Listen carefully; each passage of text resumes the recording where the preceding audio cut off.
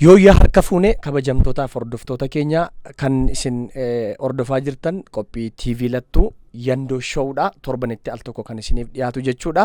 Egaan akkuma beekamu keessummoota baay'ee qabadhee akkan isiniif dhiyaachaa ture beekamaadha. Har'a immoo keessummaa kabajaa tokko nama baay'ee jaallannuu fi kabajnu hangafa keenya ta'an faarfataa buleeyyii isiniif qabadhee dhiyaadheera. Mee kallattiidhaan garuma isaaniittan isin dabarsaa hayaataan nu hordofa. Gara lattuu istiidiyoo fi qophii Yandoo Show dhuftanii akka kanatti waamicha keenya kabajanii dhufuu keessaniif Waaqayyo guddaa isin eebbisu. Amiin. Waaqayyo isin eebbisu gara kanatti naaf yeroo keessanii fi galatooma.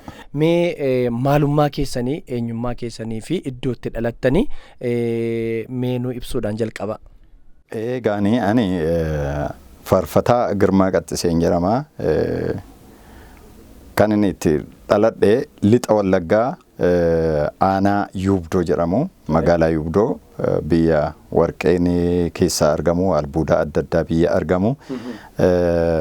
Plaatiiniyem kan jedhamu hundaa'uun baay'ee cimaa kan ta'e biyya keessa argamu keessaanii dhaladhe. Achiin yommuun dhufuu ani sirbituun ture biyya sana keessa yommuun turetti sirbituun ture. Sirba kanaan inni gara baa Wallaggaa kanaa aadaa Wallaggaatti filatameen dhufe. Achi sirbaan filatamee dhufeetanii weellisuudhaanii filatamee dhufeen addanaa galeen utuun addana jiruuti gooftaan kan na argate. Addanaa gaafa jettan dhaggeeffattoota magaalaa Naqqamtee gaafa dhufu. Magaalaa Naqqamtee weellisummaadhaanii sirbituu taatanii filatamtanii sirba aadaa keessatti filatamtaniiti kan isin magaalaa Naqqamtee dhuftanii. Mee yaadattu bara meeqaadha kan isin magaalaa Naqqamtee dhuftan? Kan inni dhufe bara 1978 dhufe. Bara 1978 gaafa dhufu aadaa Wallaggaa na simatanii maaliif filatamaadha gatiin ta'ee fi filatameen dhufe gatii ta'eef na simatanii diraamaa peejii dheeraa qabu qayyabachuudhaanii diraamaa tiyaatirii beekamaa hojjechuudhaanii sabooddee immoo walumatti qabee sirba aadaa sirbuudhaanii ammayyuu sirbi koo televezyiinii Itoophiyaa keessa kan jiru sirbin ittiin lixa Wallaggaatti itti filatamee dhufe immoo reediyoo Itoophiyaa keessa kan jiru afaan Oromoo keessa yommuu sana reediyoo Itoophiyaa afaan Oromoo jedhama. Achi keessa kan jiru kanaan filatamee gara magaalaa Naqqamtee dhufuu danda'een. Achi gaafa dhuftan kana gooftaan fudhannee addunyaa sirbaa keessa jirtu jechuudha. Iddoo guddaa qabu turani warri na hojjechiisanii anaaf iddoo guddaa qabu. Inni kun gurbaan kun amala qabeessa jedhanii iyyuu akka dura taa'aa wayina godhanii aboonatti kennanii achi keessatti ani ijoolleedha. Yommuu sana haala akkasiitiin na hojjechiisaa turan. Waan isin baay'ee sammuu qabdaniif waan isin barnoota gaafan jedhu aartii waan isin dandeessanii fi sirba garaagaraa waan barreessuu dandeessaniif walaloon keessanillee yeedaloon keessanillee waan bareeduu fi gara biyya lafaa gaafa jirtan simannaa guddaatu isiniif godhame jechuudha. Tole amma sadarkaa amma jirtan kanatti gaafan isin ilaallu faarfataa buleeyyiidha. Mee dhiifamaa wajjin dhaggeeffattoota keenyaaf akka ifa ta'uuf yaadattu sirba yaadattan qabdu sirba yeroo sii keessa. Sirbichallee na yaadadha garuu Yoosef Asaffaatu sirbaa jira. Keenyaa fi warra akka Gororri kee damma dammaa ammayyaa marii warra jedhaman kana isatu fudhatee kiliippii isaa hojjetee inni sirbaa jira gatii ta'eef an sirbuu nan barbaachisu faarfannaadhuma kan koo. Isintu barreesse jechuudha. Sirba aadaa yoo ta'e iyyuu ani immoo isa aadaa kan የህዝብ ግጥም kan jedhan jiru isa egaa anatu aadaa Wallaggaa meeshaadhaan qindeessee ani nan sirbee isa booddee egaa inni immoo taraa isaatti darbe. Yoosef Asaffaani amma sirba keessaniin nan beekaan iyyuu sirbu yoon ta'e addunyaa sana keessa jiru yoon ta'e nan dhaggeeffadha gurraan hundumti keenya beekna. Isintu barreessee jechuudha. Tole amma maaltu isinitti dhaga'amaa jira yeroo sana jireenya keessa turtanii fi amma jireenya keessa jirtanii wal bira qabdanii gaafa ilaaltan maaltu isinitti dhaga'ama? Baay'ee fardaa lafa isa jiran irra iyyuu hin caala. Fardaa lafa tun ta'in samiinii akka lafarraa ol fagaatu wal caala. Sababiin isaa suni jireenya dukkanaati. Inni kun jireenya ifaati. Inni suni jireenya abdii hin qabnedha. Inni kun jireenya abdii qabudha. Kanaaf jireenya abdii qabutti gooftaan na waame gatii ta'eef faarfannaan sirba utuman sirba keessa jiraadhe yoonayyuu lubbuudhaan lafarran jiraadhu garuu amma immoo Waaqayyo na jiraachisee har'aan na ga'eera ganaayyuu immoo akkan mana isaa keessaa tajaajiluuf Waaqayyo carraa guddaanaaf qaba.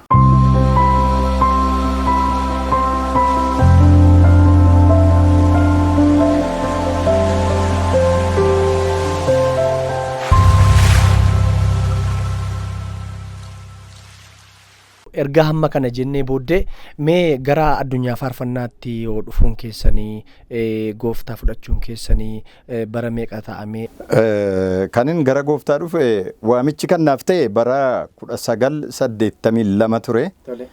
Egaa akkuma ati amma addunyaa sirbaa jette addunyaa sirbaa keessaa ba'anii gara kana dhufuuni hin cima. Sababiinsaa tokkoffaa achi miindaatu naa kaffalama. Gara gooftaa gaafan dhufu garuu sirban sirbu gatii ta'ee fi miindaa ala ta'eera jechaadha. Akkati immoo dhufteen immoo miindaan sii kaffalamu hin jiru. Jabaatteeruma Waaqayyotti jiraachuudha. Qabeenyaan qaba akka hin jennee fi waan ittiin jiraattu dhiisuu dhabuu hin dandeessa. Ani filatameen dhufe gatii ta'ee fi mootummaatu kiraayii manaa naa kaffala. Amma kiraayiin manaa yerootti dhaabbatudha yommuu sana gara gooftaa yommuu dhufu yegiddi sirban sirbu taanaani. Kiraayii manaa sin dhaabbataa. Miindaan hin dhaabbata gatii ta'eef kiraayii manaa isaantu kaffala. Kiraayii bishaanii isaantu kaffala. Kiraayii ibsaa isaantu kaffala. Isa biratti immoo qallaba ji'aa immoo isaantu nuu kenna. Kun hundumtuu hin cufamaa jechaadha. Ani kana akka bu'aatti iyyuu hin ilaalle. Isa kan isaanii akka bu'aatti hin ilaalle beelas ta'e, dheebuus ta'e, rakkinas ta'e gooftaa keessatti hirmaachuudhaa fi keessuma kootu murteesse hin beekon. Keessuma kootu murteesse. Kanaaf anaaf jireenyi Kiristoosiidha. Anaaf jireenyi Kiristoosii. Duunis bu'aa kooti. Waan guddaa kan naaf godhe Yesuus gooftaa kooti. Argadhes yoon nabes daaree qullaa ta'es kan koo Kiristoosiidha. Anaaf jireenyi Kiristoosiidha. Duunis bu'aa kooti. Waan guddaa kan naaf godhe Yesuus gooftaa kooti. Kan jedhutu faarfannaan yommuu sana naa kenname. Maaliif jireenyan jiraadhuun faarfannaan yommuu sana naa kennama. Jireenyan jiraadhuun haalan keessa jiruunitu naqeen jilbeenfadhaa Waaqayyoo faarfannaa natti guutaa. Kanaan anaaf jireenyi Kiristoosiidha isa jedhuun faarfannaa. Faarfannaan kun iyyuu anaaf jireenyi Kiristoosidha kan jedhu iyyuu kan keessanii jechuudha. Ani amma faarfannaa kana dhaladheema ani maatiin koo maatii gooftaa qaban gidduutti dhaladhee faarfannaa kana faarfataa guddadhee dhagaan guddadhee egaa isin keessa albuuda cimaatu jira. Mee waan isin gaafadha faarfataa Girmaanii mee gara gooftaa kanaa dhufuudhaaf egaa sila waan tokko naa kaastanii turtanii mana kiraayii isaantu kaffalaa. Akkasumaan wantoota garaagaraa miindaa naa kaffalu bishaan isaantu kaffala waan garaagaraa jettaniittu mee faayidaa hammi kun utuu jiru gara gooftaa dhufuudhaaf maaltu isin kakaase maaltu isinitti dhaga'ame jennaan gara gooftaa dhuftani? Ani gara gooftaa kan hin dhufe obboleessi koo gurrisaa kan hin dhageenye tokkotu jira. Istii lama yoo wanana bira jira. Innaa obboleessa koodhanii daaloodhaa Abdii Magarsaa fa'aa har'aa lubadhaa. Luba Abdii Magarsaa yommuu sana hojjetaa wangeelaati isatu tajaajilaani. Gurra obboleessa kootiitiif jedheetani Waaqayyo dinqii gurguddaa daaloo irratti jalqabeera jechuudha ga'ini. Utuun sirba sirbuun isa fuudhee dhaqe. Sababa obboleessi keessan gurrisaa hin dhageenyee fi obboleessa keessan fuutanii dhaqan. Fuudhee dhaqe. Achi gaafa naqu waama gagam godhee nama qabatu tokko jedhamni anaan na qabate gooftaatu. Obboleessa keemini siinin hojii kootiif barbaadan si fide naan jedhe. An kana takka dhaga'ee hin beeku dhuguma Waaqayyo akkasitti dubbataas hin beeku. Nan gammade gammachuu guddaan gammade himimmaan durna keessa kootti dhangala'aa malee bakkeedhaan himimmaan koo mul'atu. Gaaf sana garuu woomatu narra gadi lola'e. Gaafa Waaqayyo akkas jedhu. Narra gadi lola'e maa inni bishaanii jedhee gaafa ni ilaalu himimmaanidha. Innaa nan dhufee gaafa dhufu bakka keessi koo murteesseeruma dhufe waa'ee bu'aa utuu hin ta'in waa'ee jireenyaatti. Mana kootti sagantaa jalqabinaan jedhee dhuma natti dubbate Waaqayyo. Mana kootti sagantaan jalqabe. Sagantaa ani jalqabe kana keessatti namoonni dhufanii fayyanii galu. Namni dhufee mana koo lixee utuu hin fayyin hin ba'u. Namni yoo dhufee dhumatu bakka waan dhukkuba aayinetii kamirraa bifa akkamiirraayyuu namni fayyee ba'a. Sagantaa mana keessan dhaabate irratti isinumatti tajaajilamoo nama biraa? Naffeera. Ani qobummaan jaalladhu. Obbolootaa wajjin walii gallee tajaajillaa. Warri wajjin tajaajilu amma iddoo gurguddaa jiru. Mee amma dhaggeeffattoota keenyaa fi faarfannaa tokko an kananii isin gaafadhu jechuudha. Dhaggeeffattoonni akka ittiin eebbifamanii fi faarfannaa baay'ee jaallattan keessaa faarfannaa durii keessaa mee faarfannaa namni beeku mee xinnoo ishee gurraa dhaggeeffattoota keenyaan ga'a. Anjabaatee miti jabaatu na gargaare jabaatu na gargaare jabaan akka Waaqayyoo eessumaatti argamaare eessumaatti argamaare anjabaatee miti jabaatu na gargaare jabaatu na gargaare jabaan akka Waaqayyoo eessumaatti argamaare eessumaatti argamaare dhagayya seetanaa Gooftaan na wajjin jira siin daara godhee moo'ichaan na dhaabeera moo'ichaan na dhaabeera moo'ichaan na dhaabeera moo'ichaan na dhaabeera galataan na dhaabeera galataan na dhaabeera mashak mashak mashak godheen irra jaajjee mataa diina koorraa asaadeen achaadeen keessa darbee humna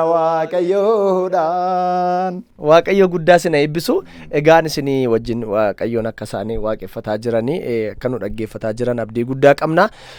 Faarfannaa humna qabudha keessattiyyuu faarfannaa imeejii sammuu namaa keessa jirudha. Namooti baay'een zargiin gaafa ta'ullee faarfannaa kana fiilingi godhu faarfannaa kanaan gammachuu isaanii dhageessifatu jechuudha. Mee gara jireenya keessanitti deebi'uudhaa fi amma maalirraa jiru faarfataa Girmaa Qaxxiseenii jireenyi isaanii amma maalirra jiru meesti kanarraa xinnoo ishee haasofnu. Egaan jireenyi baay'ee cimaadha hojiidhaanii hojjetaa wangeelaa ta'een hojjedha. Ani tajaajila koottanii gammada.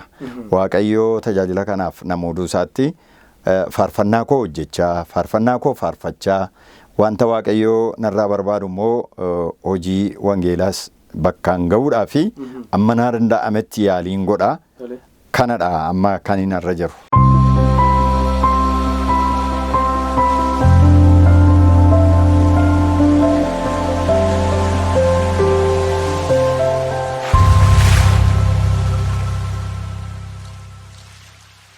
Okay, mee gara maatiitti deebi'uudhaaf maatii meeqa qabdu isini? Maatii keessan mee dhaggeeffattoonni keenya akka baraniif? Maatii ani qabu ijoollee durbaa 2 fi dhiira 2 qaba. Amma jireenya mataa keessanii jiraataadha kan isin jirtani. Hojii faarfannaa biratti iyyuu immoo hojii dabalataa wangeelaawummaadhaani hojii wangeelaa hojjetaa wangeelaa taatanii muudamtanii jirtu jechuudha. Mee karoorri keessan gara fuulduraatti maalidha? Mee faarfannaa kana itti fuftu moo hojii wangeelaa qabattanii moo waluma faana deemsisuudha karoorri keessan? Ani faarfannaa mandu'utti innisu. Amman gara gooftaa dhaqutti jechaadha. Amman gara gooftaa dhaqutti lafarratti akkan hojjedhuufitu jalqaba waamicha koo godhee na waame Waaqayyo. Wanti nama harkaa gatuudhaaf qorumsi gara jireenya namaa dhufu lakkoofsan qabu. Nama harkaa buusuudhaaf maaliif kennaa Waaqayyooti gatii ta'ee fi kennaa Waaqayyoo kana sirkaa buusuudhaaf wanti yaaliin godhin hin jiru. Kana hundumaa keessatti dandamannee keessa dabarree mootummaa Waaqayyo achitti dhannee gonfoo fudhanna gatii ta'eef gonfoo keenyaaf immoo wal'aansoo gochuun barbaachisaadha. Kanaaf ani faarfannaa Waaqayyo naaf kennee utuu danda'ame VCDdhaan utuu namni na bira dhaabatu jiraate VCDdhaan hojjechuudhaani. Maaliif namni VCDdhaan na bira dhaabbatee hojjetu jiraannaan hojii wangeelaa hirmaateera jechaadha. Wangeela babal'isuudhaan hirmaateera jechaadha. Sababiin isaa bu'aan isaa anaaf miti.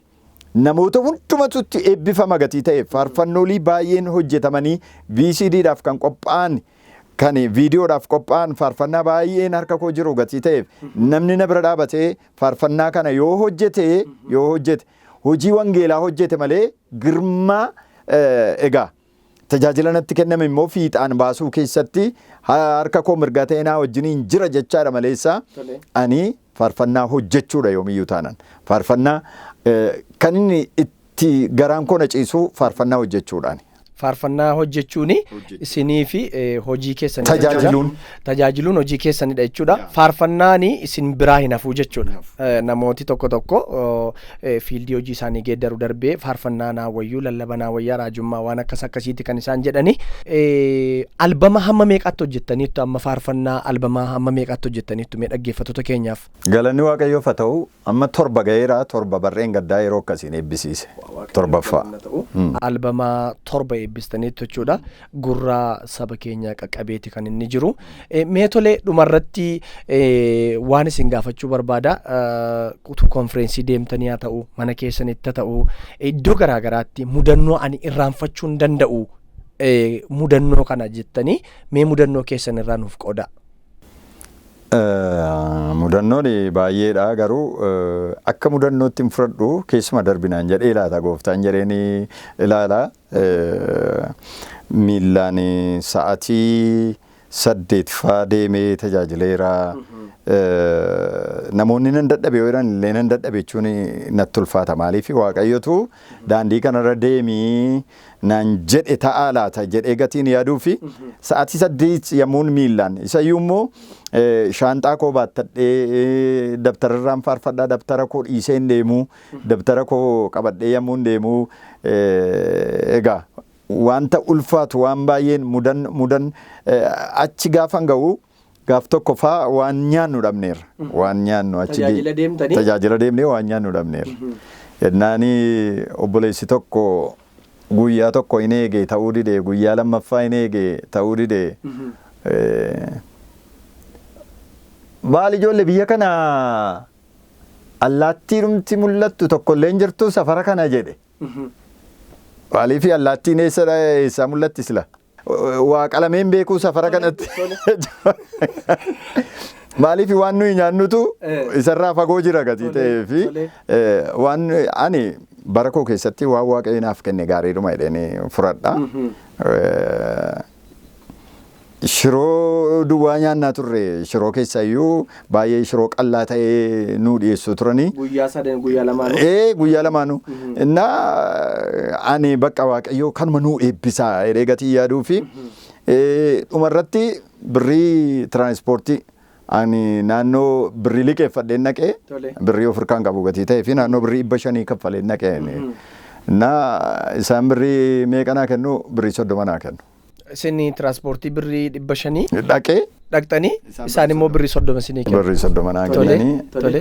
Ani immoo ilaaluu hin jaalladhu kiisii koo keessatti lakkaa'us hin jaalladhu. Gaafan karaa bu'uu tiraanspoortiidhuma koo kaffalachuu fedheen keessaa fuudha malee ani amma birrichi 30 akka ta'e iyyuu hin beeku. Naa qeesiin wajjin nanne tokko jiru ilaali mee girmaa jedhani lakki ani ilaaluu hin jedheen ilaali malee naan jedhan. Inni ilaalu qeessi na dhiisaa ana amala akkasiin qabu hin jedheen. Maaliif Waaqayyoo yoo tiraanspoortii koo nan ga'u ta'e Waaqayyoo maatii kootti nagumaan nagashaa. Karaa barbaade Waaqayyoo nagashaa. Akkasuma hin jedheen. Kiisii koo keessaa fuudhanii gaafa laalanii birrii 30 keessa jira. Birrii kana maaliif laattanii fi ennaan maal hin ga'u naqqamteedhaan hin ga'u jedhani. Innaa karichi baay'ee fagoodha fiichee darbanii eessaaf eessa deemanii birrii 30 mitiiti birriin 300 nama hin gashu fiicheedhuma achi darbaniyyuu. Ani egaani naqqamtee ka'ee Addis Ababaa bulee Addis Ababaadhaa ka'ee fiichee dhaqee fiichee na Waaqayyo isaan eebbisuu qeesichi fiicheetti na fuudhanii na geessanii achi tiraanspoortii koo amma ga'u naa kennanii. Nagashanii nirraan fadhu kana yoo. Mudannoo baay'ee irraa baratamuu fi mudannoo nama jalaan dhokannedha. Egaa narrammoo ofirraa haftanii isin nama waldaa gargaaru iyyuu ta'uu dandeessu. Waaqayyoo guddaa isin eebbiseera. Innaa mee dhumarratti dhaamsa maalii qabdu namootaa fi dhaggeeffattoota TV lattuu fi akkasumallee yandoo showudhaa fi dhaamsa akkamii qabdu mee gabaabsati? Ani utuu wal bira dhaabanne xuruudhaan jedha. Utuu wal bira dhaabanne hojii hojjetamutti hojii Waaqayyoo hojjetamutti kennaan kun kana baluu duwwaadha faarfannaan kun kana baluu duwwaadha jechuutu hin ta'in faarfannaan kun harka namoota baay'ee gurra namoota baay'ee laphee namoota baay'ee akka galuu fi hundumti keenya utuu wal gargaarre wal bira dhaabanne gaariidhaan jedha. Isa immoo yoo Waaqayyoo laphee namaa akka kaase malee hin danda'amu waaqayyoo isin gargaaru jabaadhaa warri stuudiyoo kanaas waaqayyoo isin eebbisu TV lattuu Yandoo Show waaqayyoo isin eebbisu jabaadhaan jedha galatooma ulfaadhaa waaqayyoo isin eebbisu egaan kabajamtootaaf dhaggeeffattoota TV lattuu qophii keenya gara xumuraatti finneerra mee faarfannaan isiniif maalidha jalqaba irratti deebii kana nu deebisaati gara qophii sattaa nutti dabarraati faarfannaan jireenya faarfannaan jireenya namni jireenya keessa jiru faarfata jireenya keessa jiru jireenya isa amma keessa jirru isa fuuldura bu'aadhaaf mine faarfannaan bu'aa miti jireenya malee faarfannaan jireenya faarfannaani jireenya galatti faarfannaa waan isin ittiin ibsitanii faarfannaan jireenya ittiin waaqayyoon waaqeffannaa ittiin waaqayyoo wajjin wal argina jireenya keessa jiraanneetu waaqayyoo wal argina jireenya keessa hin jirru taanaan waaqayyoo wal arguu hin dandeenyu faarfannaan jireenya yommuu ittiin waaqeffannu waaqayyoo wajjiniin walitti baanaa jechaadha kanaafi faarfannaan jireenya egaan waaqayyoo hunduma keessan eebbisu warri kanatti na affeertanii sagantaa kana na laattanii ulfaadhaa egaa namooti warri hundumti keessan warri irra buutan toora isaatu barbaadanii warri irra buutanii argitanii TV lattuutii fi Yandoo Show walii daddabarsuudhaanii akka tumsitanii adaraan isiniin jedhaa waaqayyo isin eebbisu walii keessaniif daddabarsaa wala ga'u namoota baay'ee bira haa ga'u namoota kukkufan baay'ee jiru namoota gargaarsa hin qabne baay'ee jiru waaqayyo isin eebbisu warri gootan warri itti bubbu'aa jirtan waaqayyo isin eebbisu hiriyaa keessaniif dabarsaa ishoo waaqayyo isin eebbisu isin eebbisa waaqayyo eebbifamaa waaqayyo hunduma keessanii wajjin haa ta'u bara keessan jireenya keessan eebbisu waaqayyo. Egaan qophii keenyaarraa kanumaan xumurreerraa qophii biraatiin walitti deebinaa kaameraa dudduubatti kan argamu ogeessi kaameraa keenyaa Simoon Gimbaaruudha qophii kana qopheesse kan isiniif dhiyeesse Geetuu Tashoomeetii ulfaadhaa.